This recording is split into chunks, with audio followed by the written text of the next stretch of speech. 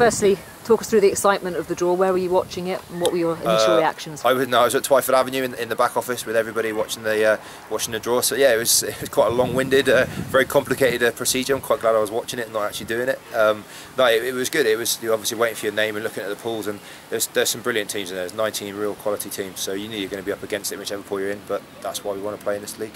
And specifically, Pool 2. Pool 2, yeah. Leinster, Castres, Quins. What do you make of it? Yeah, obviously very, very strong. Leinster have a great season this year. They won the Pro 12. Castres narrowly got pipped in the top 14, and we know Harlequins very well. So the upside is it's a very short away trip to Harlequins, which is almost like a home game for some of the players. And obviously two great games against the other guys. So it's it's going to be very tough. But Leinster are a brilliant team. They've got great European heritage, and Castres are really putting up trees in the French league. So yeah, hugely exciting challenge.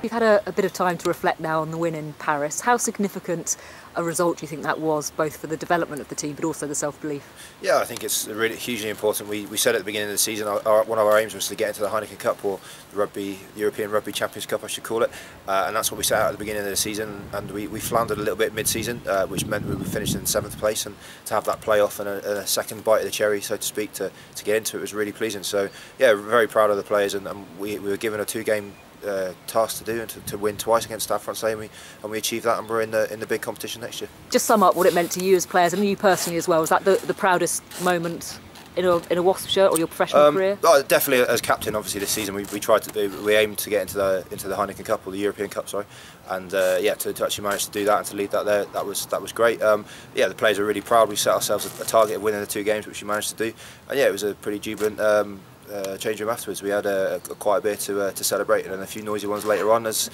you do at the end of a rugby season. But no, it is what we aim to do, and we were lucky to get another bite of the cherry of those 2 games, and it was really pleasing to come away from Paris with a victory. So yeah, we'll build on that for next year. And talk us through what that means to the players, the coaching staff, the club as a whole, and the supporters to be back in the top tier of Europe. Yeah, it's huge. Everyone wants to play in the big occasion and the big games against the big teams, and if you look at the last few years of European rugby, there's been some monumental clashes between some great teams in Europe. So to try and be at that top table and to be involved in those games as a player, as a coach, and everyone involved in the team, that's what we want to be there. And obviously with the history of the club has in that competition, it's quite proud history with what Wasps have done in the past, and as a group of players we want to try and start making some of that ourselves.